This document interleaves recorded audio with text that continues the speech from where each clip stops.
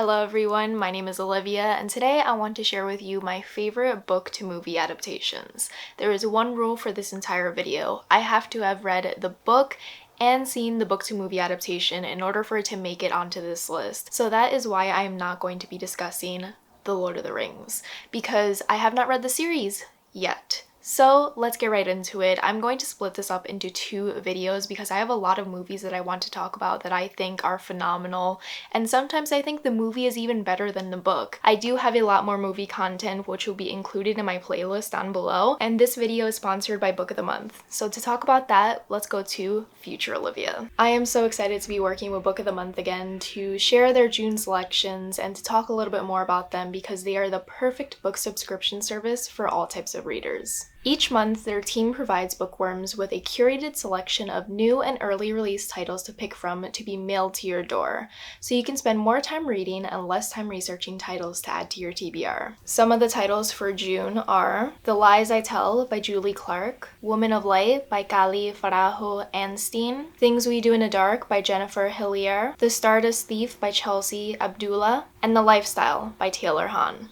And something new that is exciting is that Book of the Month now has a podcast called The Virtual Book Tour. This is recorded in front of a live audience to give readers a look into the minds of some of Book of the Month's authors to discuss all things literature. It is hosted by two members from Book of the Month, and each episode they interview a new Book of the Month author to discuss everything about their novel, to discuss all things literature. They have 3 episodes out so far featuring 3 different authors, so be sure to click the link in my description to check them out either on Spotify or on Apple Podcasts. And I'm not going to leave you off without a discount code to try out Book of the Month for yourself. So if you do want to check out Book of the Month and you are a first-time member, you can use my code SUMMER to get your first Book of the Month book for only $9.99. Be sure to check out Book of the Month by clicking my link down below, and thank you so much to Book of the Month for sponsoring another video yet again. And now, back to Olivia so we can discuss some of her favorite book to movie adaptations. So I have my iPad here full of notes that I want to talk about, and the first movie that I want to discuss is Shutter Island. This is one of my favorite movies of all time. It has made it the top 4 part of my letterbox,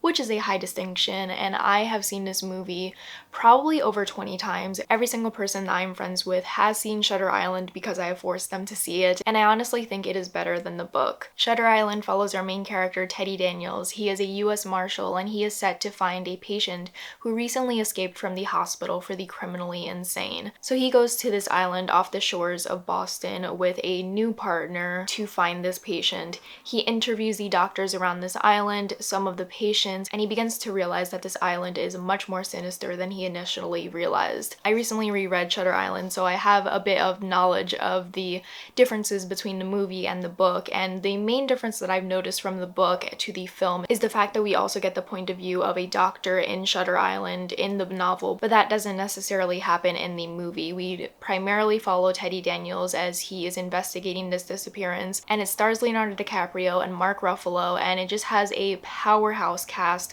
that are so amazing at their job. They really embody all these roles and the cryptic atmosphere of this entire story.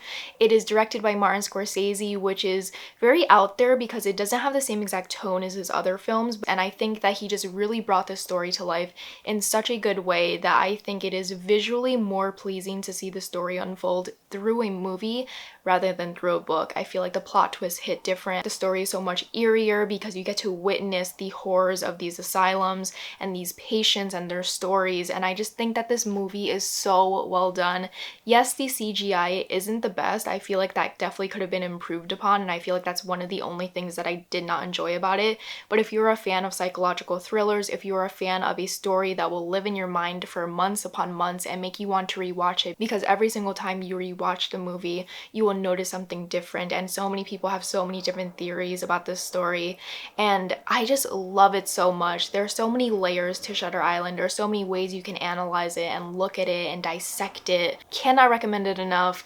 I can gush about this movie for hours upon hours, and I have to my friends, and I just love it. It's a great book to movie adaptation. The next book to movie adaptation is one of the prettiest movies ever made, and it is Pride and Prejudice 2005, the only Pride and Prejudice adaptation that I have seen. I know a lot of people have told me to watch the movie from like the 80s or the 90s, but I just have not gotten around to watching it, but I genuinely think that this is the prettiest movie ever made. Pride and Prejudice is just a feast for the eyes. It is so visually beautiful, the story is heartfelt and so full of love, and the whole entire movie just feels like a warm hug or a cup of tea on a rainy day. I actually do prefer the movie to the book because I feel like the book didn't have as much heart and as much intrigue as it did in the movie, and I feel like I was on the edge of my seat waiting for these simple moments, these simple romantic gestures to happen, and I feel like that didn't hit me as hard when I was reading the book. And it is so well done. Keira Knightley is the queen of historical romances and historical movies in general. I think that she just really has the face for it, and the way that she acts and the way that she brings these stories to life feels so authentic and feels so wonderful that when you just watch this movie, you can't help but admire the costume, the language, the set designs, the overall opulence and beauty of Pride and Prejudice. Pride and Prejudice not only is visually beautiful, but just so heartfelt and romantic in a way where a simple gesture will make you want to cry, because at that time people weren't able to kiss each other, so these simple hand gestures and these simple longing stares between each other mean so much. The score is the prettiest score that I have ever listened to. It embodies so much of the beauty of Pride and Prejudice, and is one of the most pinnacle pieces of Pride and Prejudice that everyone always thinks about when they think about this movie. If you have not seen Pride and Prejudice before and you haven't seen the movie, just kind of dive into it. It's really fun. I would highly suggest putting on the subtitles because some of the language that they use can be confusing if you have not read the book before. This is definitely one of the prettiest movies I've ever seen in my life, and it will always be on this list. I genuinely do think it's better than the book as well. Another book to movie adaptation isn't necessarily a movie adaptation, but a mini-series adaptation. So this is like one of my exceptions that I'm including in this video, and it is And Then There Were None. I will talk about this book to mini-series adaptation for the rest of my life because I feel like not a lot of people have seen it, and it's very difficult to find because it briefly went on air in America on Lifetime. Not a lot of people saw it, and then it went to streaming services. Each episode I think is around 2 hours long, so it feels like a very, very long film. And Then There Were None is my favorite Agatha Christie novel. I Am That Basic, and it was my first introduction to Agatha Christie. So when I found out that this adaptation was happening, I was so excited for it because it has a pretty strong cast. It has a lot of familiar faces, and I think that all these actors do such a good job at embodying all these different characters and really bringing them to life, because all of them are pretty terrible in a way. They all have these hidden secrets and are invited to this one island where one by one they are going to be killed off. This is in the synopsis, it's not a spoiler. And Then There Were None, the adaptation, is just so good at setting the scene. It is so desolate and dark and muted, and all these different characters who do not know each other previously before going to this island have to interact in a very high stakes environment, because once they realize that one by one they are going to be killed off for the crimes that they have committed, they start to feel very nervous and the tension begins to brew. And I think that's done so well, and I think that the 3-part adaptation was well needed to really flesh out this story, to really make you get to know each character, to know their backstories, and to witness all these crimes happening on this one remote island. I love this adaptation because it is so muted. I think that it really sets the tone for the whole entire story, and I also really enjoy the fact that we have Douglas Booth, we have that one guy from Poldark who I never know the name of, I think like Aidan Turner. He is such a dreamboat, he is so beautiful. And we also have the one guy from Game of Thrones, I will put his name right here. We just have such a fantastic cast who took part in this adaptation that not a lot of people know about, and it was just so well done. It left me on the edge of my seat even though I already read the novel and I knew what was going to happen. It is such a good adaptation. The visuals are beautiful, the set design is wonderful as well, and I just think that they really took the story of And Then There Were None and translated it perfectly into a mini-series. Would highly recommend the book, would highly recommend this mini-series. And I know there's an older adaptation of And Then There Were None as well. I saw that in my English class in high school. I thought that one was really good as well too, but obviously it is in black and white, so you don't get that beautiful aspect of being on a remote island. So I would highly recommend all 3 nonetheless. They're all amazing. This story is great. I will never get tired of it. Are you ready to discuss the best book to movie adaptation of all time? Catching Fire. Spoilers for The Hunger Games if you have not read it, because I have to talk about Catching Fire. It is the second book in this series, so I don't want you to be spoiled in any way if you have not read the book before, so warning for that.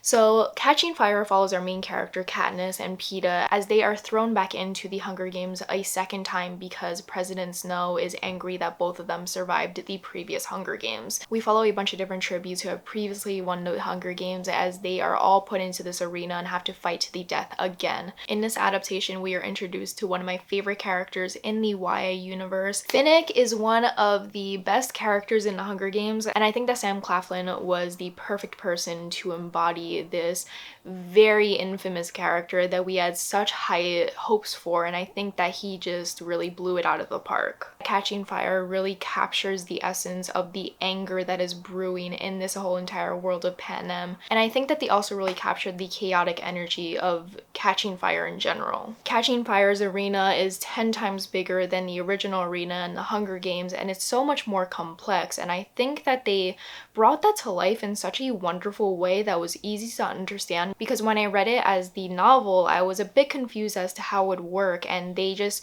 explained it and showed it beautifully in this film. It was both action-packed but also horrifying, and it excited you but also completely scared you because you were wondering what's going to happen next, even if you've already read the book before. Top tier, one of the best book to movie adaptations ever. If you've read the Hunger Games trilogy, you just were not disappointed when you were watching this movie, and I feel like you left that theater when you first saw it and you were satisfied but also completely horrified. It is so good. I'm trying to be vague because I don't want to talk about like what happens in Catching Fire, but I just think that every single point that they had to hit that was in the novel, they did it perfectly in the movie, and I just think the acting was superb, the set was phenomenal, the new cast that was added to the movie was amazing. It was great. Kudos to whoever directed that. They did a great job. They understood the assignment and they got 100 plus bonus points. Another book to movie adaptation that I wholeheartedly think is better than the book itself is Gone Girl. I saw Gone Girl in a very chaotic way. I did not read the book beforehand. I did not care about the book beforehand, and I saw the movie with my best friend. We went into this movie not knowing anything about it. We just saw the trailer, thought it was interesting, and went into the movie and was completely shocked by it. Gone Girl hits better if you were to see the movie before reading the book. The plot twist hit different. I think watching this story unfold visually is so much more appealing than reading it physically, because reading the story, it's just very bogged down. There's a lot of descriptions that really slow you down and slows down the pace of the story. But Gone Girl, the film itself, is perfectly paced. It is just so full of drama and intrigue, and there's so many different secrets that are being unfurled. You're just like leaning forward, waiting to see what's going to happen next, and I didn't get that same feeling that I got when I read the book. I think that the book was incredibly dry. It just did not hold my attention. Just the movie was so much better in my opinion. I think that Ben Affleck was the perfect cast for Nick Dunn. I think that Rosamund Pike just knew what she had to do with this movie and just blew it out of the waters. She was so good at this role. She really made it her own, and she showed a different side to herself, because Rosamund Pike is in Pride and Prejudice, and they are completely different characters. Those two characters really show off Rosamund Pike's range, and I think that she is such a fantastic actress. She just knows what she has to do, and this whole entire story was just so well done in a movie. The movie is just a perfect movie for everyone. It's not just for book fans. It's for everyone who likes mysteries, for people who like suburban dramas, for people who just love Ben Affleck and Rosamund Pike. And when you first see it without knowing anything about it, those plot twists hit so different than if you had read the book before seeing the movie. So that is part one of my favorite book to movie adaptations. These are some of my favorite movies of all time. These are movies that I can rewatch endlessly, and I have rewatched endlessly. They stand on their own so perfectly, and I just love how they translated all these different stories into a film. I think that whoever wrote all these screenplays really knew the essence of each story and brought it to life in such a visually intriguing way that can appeal to both the book fans but also also a new audience in general. Let me know what you think about these book to movie adaptations. Let me know if you liked the book better than the movie. Let me know if you agree with my opinions, and let it be known these are just my opinions. I just love these stories so much, and please do not spoil anything in the comments below. If you want to follow me anywhere else on social media, especially my Letterboxd, I will leave all my links down below, and let me know if you're excited for part 2 because I do have some great movies on that list as well. Let me know if you want to see any more movie content from me in the future. I would love to do that as well. And if you have stayed this far in the video, leave a clapper emoji down below. That's the thing that they do right before they film a scene. That is called a clapper. In case you didn't know, I learned that like a couple of years ago. So, and be sure to check out Book of the Month by clicking my link in my description and use my code, which will be featured right here, to get a discount for your first order. Thank you so much for watching. Bye!